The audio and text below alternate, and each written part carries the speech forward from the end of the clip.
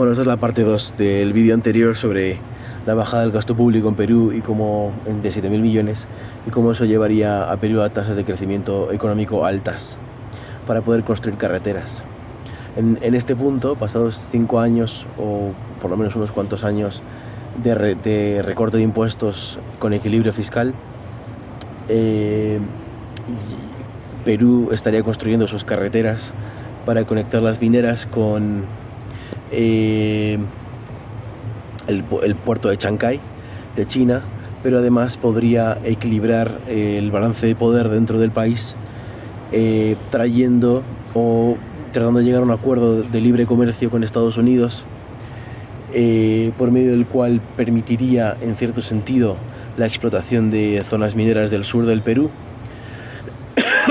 animando a Estados Unidos a construir una zona industrial en Arequipa, a cambio de una gran cantidad de dinero, como pueden ser unos 100.000 millones de dólares, 150.000, regalado ya sea entre las empresas mineras más un subsidio del gobierno estadounidense, para poder construir la carretera del eje central, que iría, si recuerdo bien el mapa del Perú, más o menos desde más arriba de Cajamarca, como con la frontera con Ecuador, digamos, pasando más o menos por Cajamarca, habría un ramal hacia Trujillo, y esta carretera aprovecharía la carretera central como ramal a Lima, y desde Cajamarca ya pasaría por toda la sierra hasta Cusco, y luego pues iría pues hasta Apuro, más o menos, y tendría otro ramal hacia Arequipa.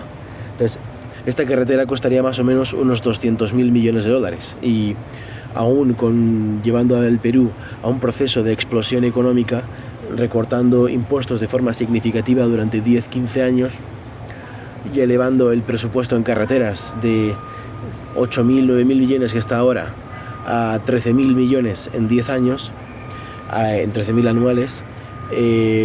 Esa carretera vale 200.000 millones y mínimo tienes que dedicar un 30 o un 40% del presupuesto, o 50%, en el mantenimiento de las carreteras actuales. Por lo tanto, podrías construir, pues, no sé, más o menos a 50 a 100 millones de dólares el kilómetro de túneles, viaductos. Es que esa carretera es colosal, es bestial, es muy cara, 200.000 millones, 3.500 kilómetros. 3.500 porque iría por las montañas rodeándolas de forma inteligente, no pasaría por dentro de las montañas, es más caro todavía.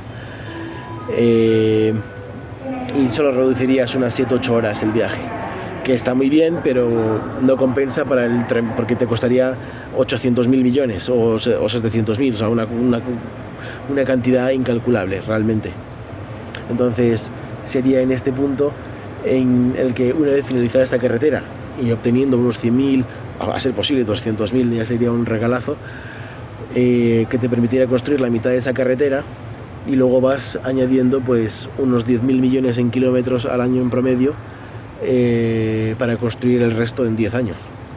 Entonces, en 10 años, así, se podría tener la carretera del eje central, que la llamo yo, y de ahí podrías hacer la siguiente carretera, que sería la de la selva central, que pasaría desde Iquitos, pasando por Tarapoto. Luego hay una ciudad importante por ahí entre medias, no recuerdo el nombre. Me vais a perdonar. Y luego bajando hasta, creo que se llama Puerto Maldonado, está más o menos cerca de la frontera con Brasil, pero entre medias de la selva, hasta pasar por ahí.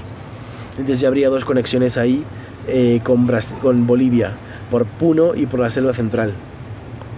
Y entonces ya el Perú tendría fácilmente 3 carreteras: la selva central, la del eje central y la de la costa. Y ya tendría la capacidad de que se creen conexiones norte-sur por 3 autopistas.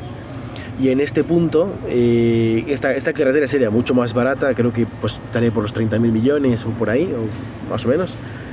Se podría construir en no sé cuánto tiempo, pero en 5 años seguro la puedes construir. Ya tendrías la columna vertebral de la logística del desarrollo del Perú. porque para que Sudamérica sea como Estados Unidos, una zona muy buena para el libre comercio y para el desarrollo económico, necesita, como una de las cosas que necesita es una gran infraestructura de carreteras y de ferrocarriles pesados por todo el continente,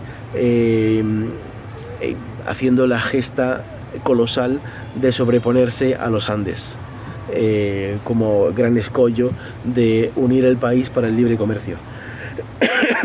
Y luego las otras dos cosas son puertos. La costa de Perú es muy buena para los puertos, la costa en general del Pacífico del Perú es buena, y de Sudamérica, y luego alianzas y uniones entre países hispanos, para que no haya peligros de guerras.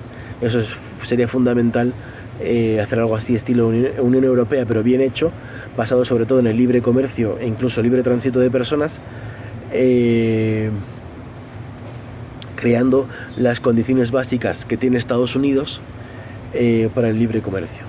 Y luego aprovechar los ríos, ¿no? Porque Estados Unidos tiene eso, ríos navegables muy buenos, tiene zonas llanas muy buenas para la agricultura, y luego tiene facilidad para construir carreteras. Entonces, Sudamérica podría hacer lo mismo, pero haciendo un proceso de desarrollo muy, muy fuerte.